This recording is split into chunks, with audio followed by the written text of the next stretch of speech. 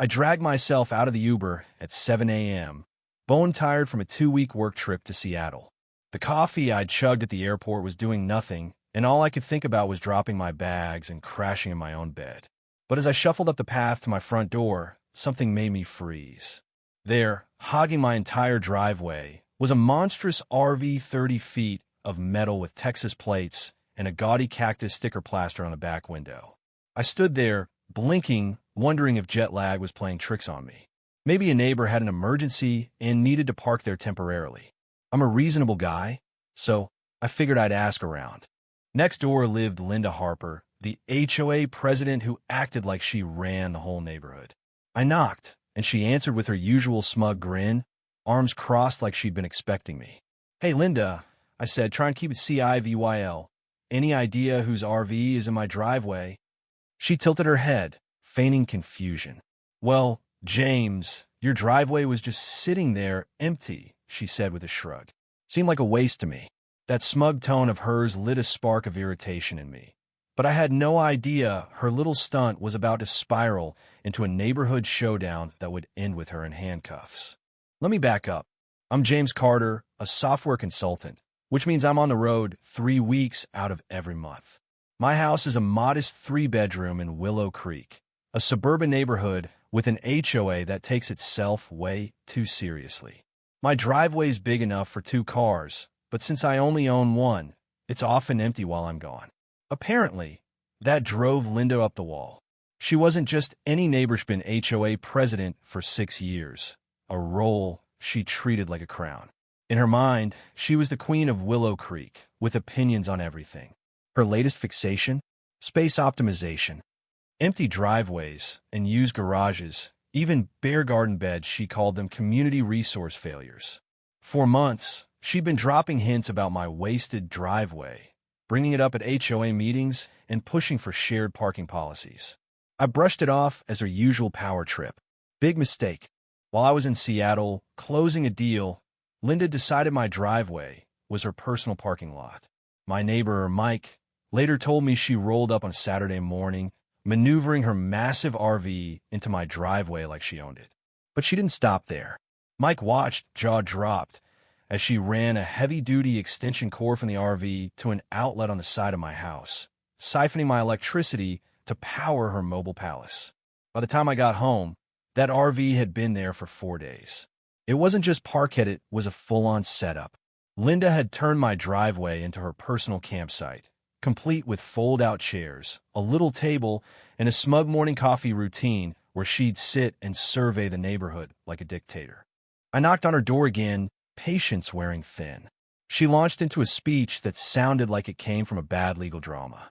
According to her, the HOA bylaws had a communal resource optimization clause that gave her the right to relocate underutilized assets. She spouted this nonsense with the confidence of someone who'd practiced it in the mirror. When I pointed out that my driveway was private property, per my deed, she waved me off and shoved a document in my face. It was a fake citation for property underutilization, written on HOA letterhead with made-up legal jargon and a threat of fines if I didn't comply with her resource-sharing initiative. I couldn't believe it'd gone full bureaucracy on me. "Move the RV, Linda," I said, voice tight. She crossed her arms and declared she wasn't budging until I joined her community efficiency program. That's when it hit me. This wasn't about parking. This was Linda flexing her fake authority, trying to make an example out of me. My empty driveway and frequent trips were, in her eyes, a rebellion against her VY shown of a perfect community. She was out to teach me a lesson, and she wasn't backing down. I pulled out my phone and called a non-emergency police line. The dispatcher sounded like she was stifling a laugh as I explained that my HOA president had hijacked my driveway. An hour later, Officer Daniel showed up. I handed him my deed, which clearly showed the driveway was mine, not HOA property. He strolled over to Linda's makeshift patio and calmly told her to move the RV. She launched into her rehearsed spiel about HOA rules, but Daniels cut her off. "Ma'am, HOA bylaws don't trump property law," he said, voice firm but polite. "You've got until tomorrow evening, or it's considered abandoned and will be towed." I thought that would settle it. I was dead wrong. The next morning, I woke up to find Linda had doubled down. Not only was the RV still there, but she'd added a barbecue grill, a cooler, and a welcome mat right in front of my garage door like she was MOVYing in for good. When I confronted her, she waved another fake document, this one claiming a temporary habitation permit from the county, GIVYing her the right to set up a mobile home annex on my property. It was so absurd I almost laughed, but her VY tie-in was unsettling. She was either delusional or playing a dangerous game.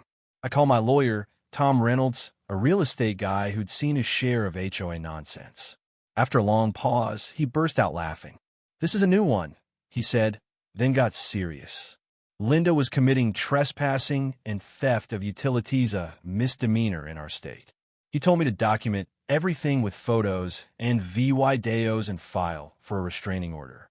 Tom and I went before Judge Larson the next day.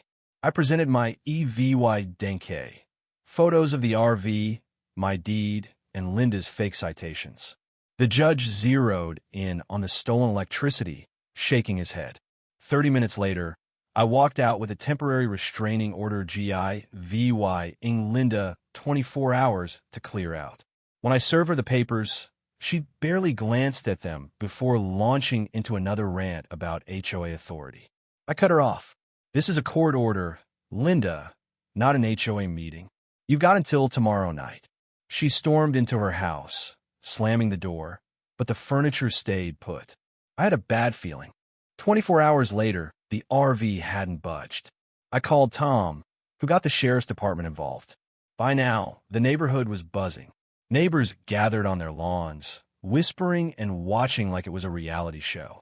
Linda had turned our quiet street into a circus. At 2 p.m., sheriff's deputies rolled up with a towing crew built for heavy vehicles. Linda strutted out in what looked like her most official outfit, complete with a homemade HOA badge pinned to her chest.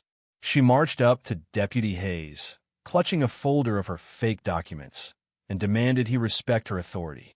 Hayes listened, nodding occasionally, letting her dig her own grave. When she finished, he held up the restraining order. "This is a court order, ma'am. You got 10 minutes to disconnect your utilities and clear your stuff, or the RV gets towed." Linda's face went from smug to panicked. She argued the towing crew couldn't touch her mobile home annex without proper notice. "Hey, shut her down. This isn't a mobile home. It's an RV illegally parked on private property, and it's Leah VYing." As the crew hooked chains to the RV, Linda made the worst move of her life. She planted herself in front of the tow truck, arms spread wide, like she was guarding a castle. The neighbors gasped, phones out, recording every second. Deputy Hayes approached, handcuffs in hand. "Ma'am, you're interfering with a court order. Step aside, or you're under arrest." Linda doubled down, declaring she was exercising her rights as an elected official. That's when Hayes cuffed her for obstruction of justice, criminal trespass, and utility theft. The sight of Linda, HOA queen, being led away in handcuffs while her RV was dragged off was unreal. She kept shouting about bylaws and community rights, even as the patrol car door closed. The neighbors stood in stunned silence, watching their fearless leader hauled off while her annex vanished down the street. I thought that was the end, but Tom called a week later with bigger news. The DA's office had dug into Linda's HOA records after seeing her fake documents. What they found was a 6-year trail of fraud, fake fines, and embezzlement. Linda had been extorting homeowners with bogus violations, pocketing thousands in fines. That RV? Bought with money she'd stolen from the HOA. At the final hearing, Linda faced Judge Larson again, charged with embezzlement, fraud, trespassing, utility theft, and obstruction. The prosecutor laid out her crimes, from forged invoices to fabricated notices, dating back to her first year as president. The judge sentenced her to 18 months in county jail and ordered Dula $47,000 in restitution. Linda's face went white, her hands gripping the table to stay upright. As the bailiff cuffed her, she turned to me, and for the first time, I saw real fear in her eyes. The woman who'd terrorized Willow Creek with her fake authority was finally facing real consequences. But here's where it gets messy, and I want to hear from you. Was Linda just a power-hungry neighbor who got carried away, or was she a calculated criminal hiding behind her HOA badge? Should the neighbors have stepped in sooner, or was it my fight alone? And what about HOAs, though? They have too much power, or are they just easy targets for people like Linda? Drop your thoughts below. Hit that like button if this story got your blood pumping, and subscribe for more real-life drama. Let's get this debate going.